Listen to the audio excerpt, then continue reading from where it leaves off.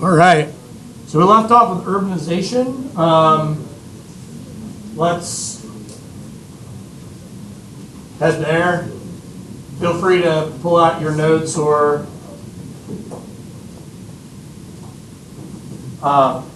spiral notebook, binder, printed notes, whatever.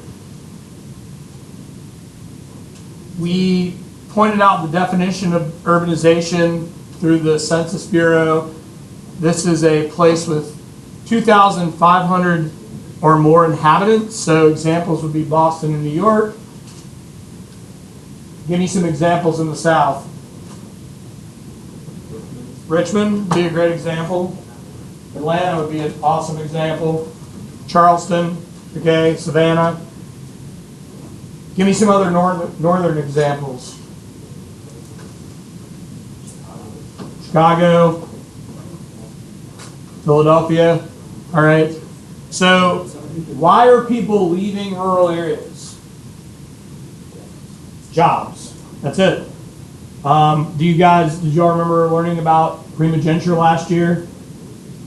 The idea that the oldest or firstborn son of a family in colonial America inherits the land and the wealth, and that was a system that kind of went all the way back to England.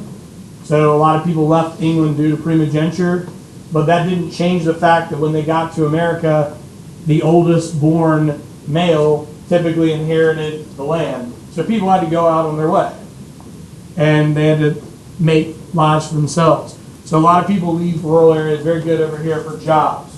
What about immigration? Where's the majority of our immigrant group coming from in this era? Where in Europe? Ireland. Ireland, very good. Fellas, hang in there for me back there. Thank you. Germany, excellent. Ireland and Germany. And there's also continued what? Immigration from what country? Not yet. It is a European country. Very good. Great Britain. There's still a significant amount of English immigration during this era. All right. So we see some significant urban growth from 1800 to 1860. 1800 to 1820, your urban centers were at about 6%. Obviously, New York and Boston would have been larger than that, but that growth is increasing significantly by the start of the war. By 1860, with a 20% urban population, what does that do for your war machine? Yeah, it's going to give you not only more soldiers, but also more people in the war labor force. So this is what New York looked like at the dawn of the Civil War. The term millionaire was being used. People were the city was growing up, literally. New York becomes one of the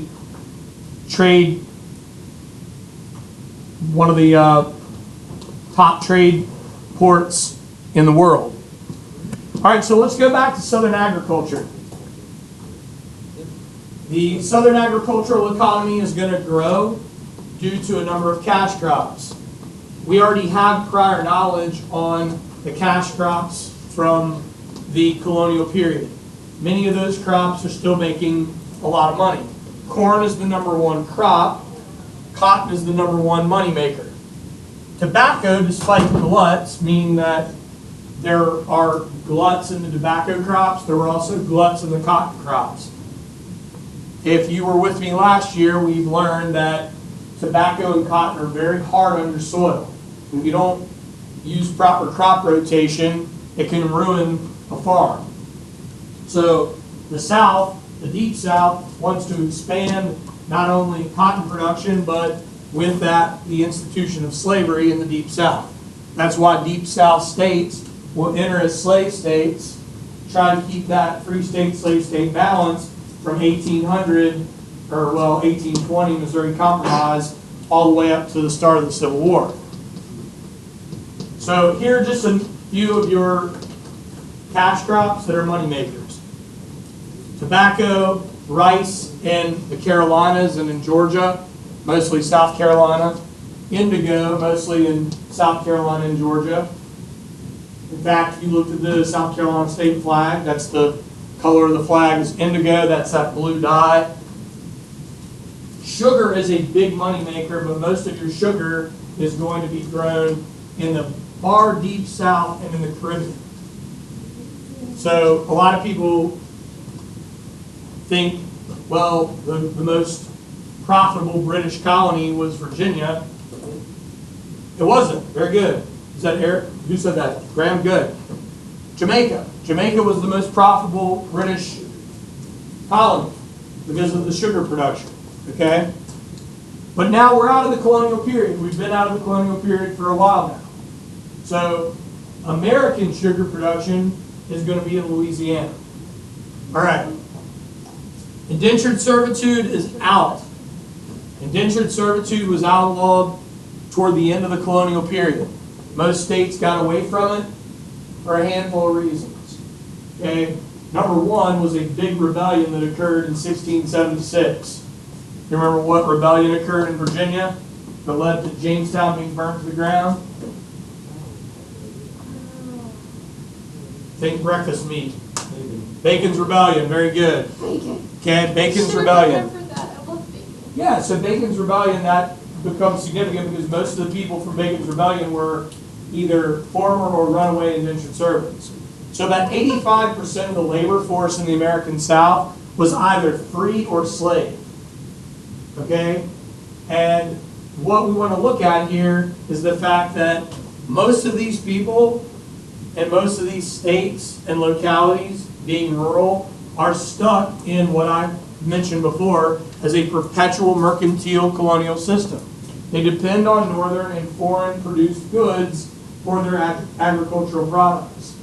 But overwhelmingly, their agricultural products have to be moved to market quickly or they will rot on the docks, which I believe you guys brought up last class, or maybe class before last. Slavery. What we're looking at in terms of slavery in this lesson is just some of the facts. We'll talk more about slavery in the societal category in the next lesson. A typical plantation had 800 to 1,000 slaves. Okay? This is not common. I'm sorry. 20 to 50 slaves. My apologies. 800 to 1,000. 800 to 1,000 slaves. So 20 to 50 slaves on an 80 to 100 acre plantation. 800 to 1,000 acre plantation.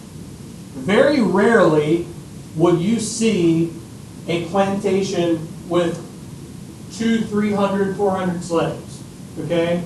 Or up to 1,000 slaves. That would have only been in places like Monticello or places like Natchez, Mississippi. Most of the large slaveholders are under 100, okay? None of the big plantations, even in Virginia, like Tucko or Shirley or Sherwood Forest or any of those, owned more than 500 slaves. So that was not very common. You wouldn't see these large plantations unless they were producing a lot of tobacco or a lot of cotton. Most of it was very small slave ownership, okay? So this is kind of a weird statement, but most slaveholders owned single-digit slaves, somewhere between 1 to 9 slaves, in some cases 10, maybe under 20 slaves on a small farm, and those slaves were kind of like brought into the family. That doesn't mean they were treated with any equality. That doesn't mean that they were treated, they didn't have any rights. They certainly weren't all freed upon the death of the owner, okay? What I want us to think about is the fact that when we think about slavery and we think about slavery on plantations and farms in Virginia or in the South, we think Gone with the Wind. Like, there's this huge plantation and it's full of slaves. That's not the typical Southern agricultural slave situation. It was far smaller and more of a, like, family unit, okay? And again, I'm certainly not saying that the treatment of those slaves was any better than the treatment of slaves on a large plantation. They were owned for life. They were chattel slaves. So I'm not trying to make light of that scenario. It just, that's the way that the situation was. Another part of this too is that slaves are not what we would consider the easiest liquid asset, okay? So if you own a slave, it's not, you're not just in the business of buying and selling and trading slaves. There were merchants that were set up for that business. Most people that bought slaves owned those slaves, and those slaves were typically owned for life. There was money to be made in the trade, and we're going to talk about that in a little bit, but there was not a lot of slaves that were owned by small families or on small farms or even mid-sized farms. They weren't traded or sold many times unless people went into debt, default, things of that nature, okay? The other thing that I want to point out too is that the invention of the cotton gin in 1793 is going to increase the value and demand of slaves, which is absolutely horrible to think about, that the value and demand for a human being increased because of a machine. And the fact that once a slave, as a result of the cotton gin, could fetch 6-7 times more in the Deep South as a result of those cotton plantations. So leading up to the Civil War, the total number of slaves in the American South, those held in bondage, was about 4 million. And the overall population of the American South was about 12.5 to 13 million. So this map just shows us where the more densely forest green areas are, those are the areas in which the most slaves were held. So in Virginia, for example, what region are we looking at here? Okay, it's by rivers. It's eastern. Do you remember what that eastern region is called? It's east of the Piedmont. Starts with a T. Tidewater, very good. The Tidewater region. And then as you go down farther south, and as we make our way through South Carolina, Alabama, or South Carolina, Georgia, Alabama, Mississippi, Louisiana, and Texas, what do you think's going on down there agriculturally? Sugar, cotton. Very good. Sugar and cotton. Question, weren't there large ranchers in Texas at this point? Or was that? Ranchers? Nah, the ranch era doesn't get going until after the Civil War. There are cattle being driven, but we don't see like large ranches come about until the invention of barbed wire. So that was agriculture? Not yet. The cowboy era is going to be in the post-war era. In fact, a lot of African Americans and Civil War veterans are going to take advantage of that era and become cowboys. All right. So back to the colonial system of the plantation, producing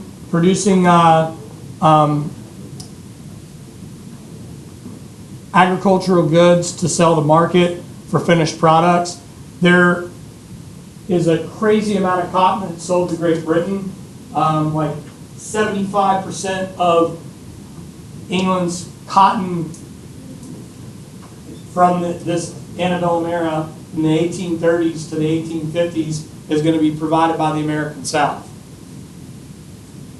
Again, the issue of, and it hurts my heart to say this, but the issue of slaves not being liquidated assets, meaning that if a slave is purchased and that slave's value depreciates, most people are going to they've purchased that slave and they're keeping that slave for the reason of owning that slave.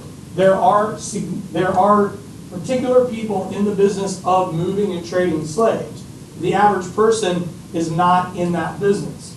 So the liquidation of a slave is not what most owners are looking for, meaning selling that slave. And again, it's hard to, and I would say extremely complex, to say, well, one region treated slaves better than the other. All people that own slaves own these human beings. And some slaves were treated better in areas than others, but we can't lose sight of the fact they were owned and they had no rights. And there were a system to keep them down, like not being able to read and write, not accepting and honoring marriage, breaking up the family units. Okay, some of the mercantile arrangements, raw materials that the North and Great Britain produced, obviously a close tie between the Deep South agriculture and the northern textile factories. So the more cotton that can be produced, the more slaves can be bought. And you have a lack of major investment in farm machinery with the exception of the cotton gin and the mechanical reaper. Most of those jobs will be performed by slaves. A local plantation that is not far from us would be Chucko Plantation on the James. This is where Thomas Jefferson spent part of his boyhood. Was educated till from age 8 to 12 here. And this particular plantation will be raided during the Civil War. We'll talk about that raid a bit later. And this is along River Road. If you're crossing 288, crossing the Veterans Bridge on 288, it's along River Road across 288, like you're going to Short Pump or 64. There's a lot of incredible artifacts in this plantation. All right.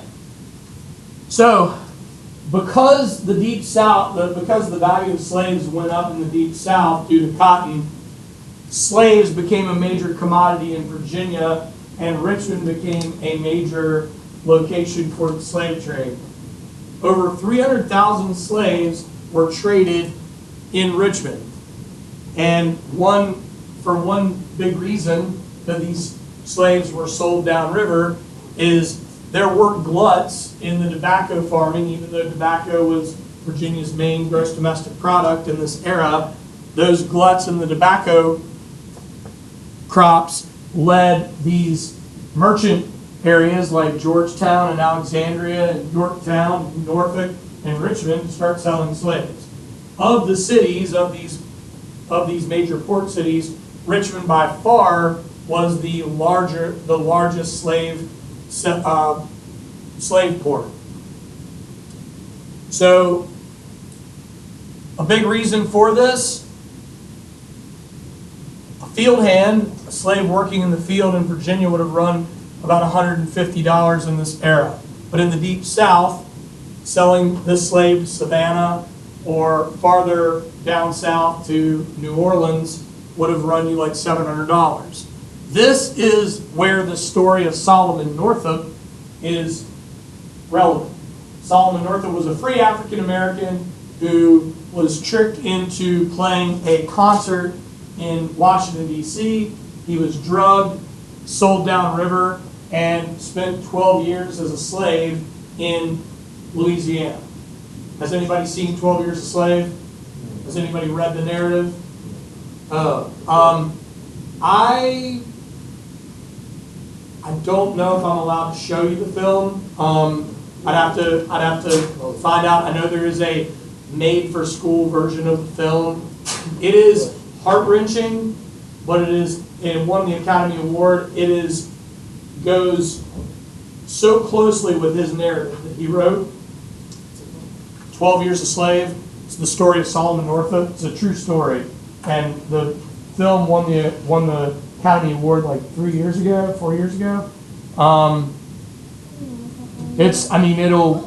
The film will rip your heart out, as will the narrative.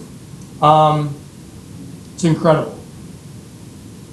All right, so breeding slaves became more profitable. It was illegal, but that was typically ignored. And we're going to talk more about that when we talk about the social aspect of slavery in lesson 2. How many people have seen the reconciliation statue down in the city?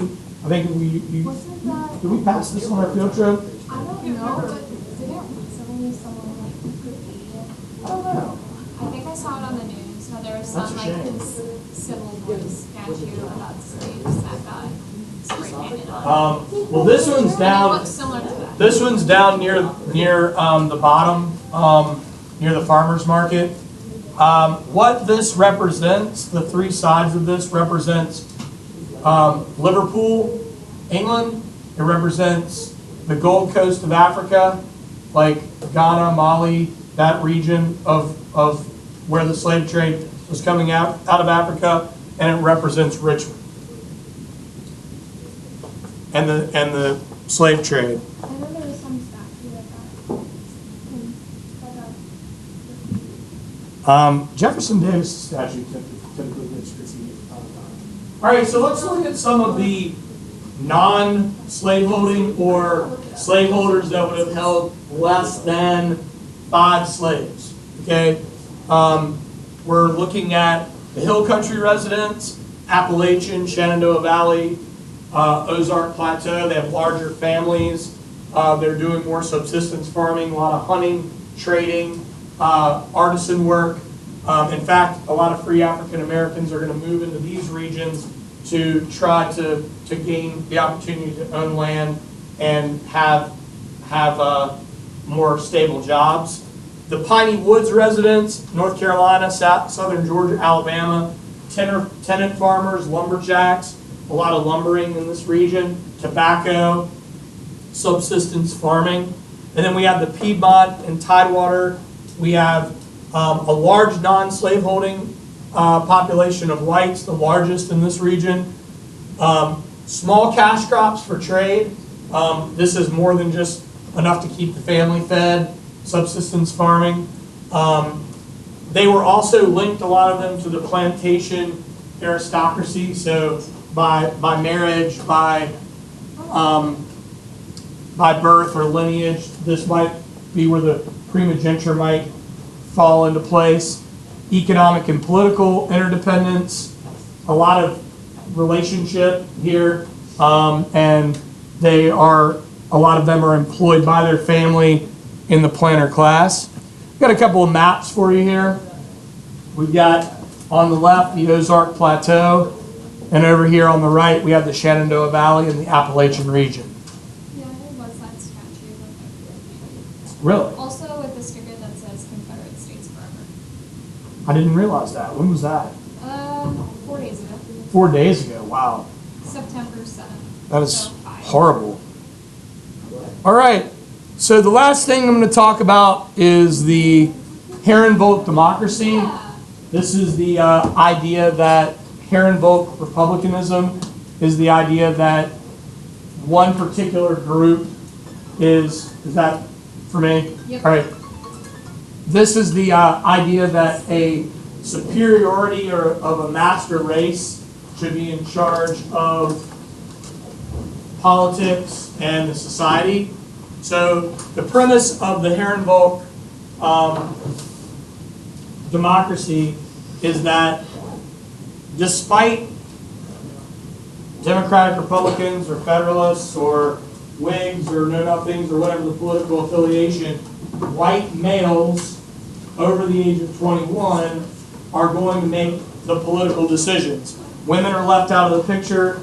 African Americans, both free and slave, are left out of the picture. Native Americans are left out of the Constitution altogether.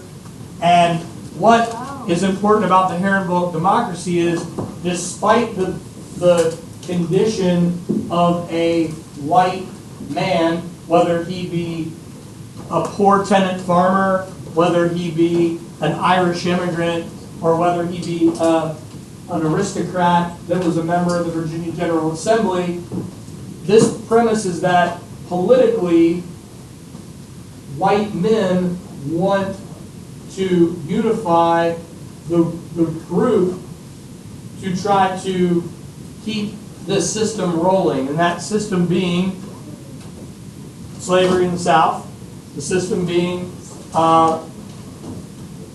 white male control of politics locally, at the state, and federally. So this is what the era looks like. There is one major law that changes, and that is the law that white men no longer have to own land to vote in the 1820s. Question? Herrenvolk is a German word. You were right, meaning master race. Yeah, but this was like 80 years before the Nazis. So Yeah, and this particular theory came about by a professor during the 1970s. So this is a 1970s. He's still alive.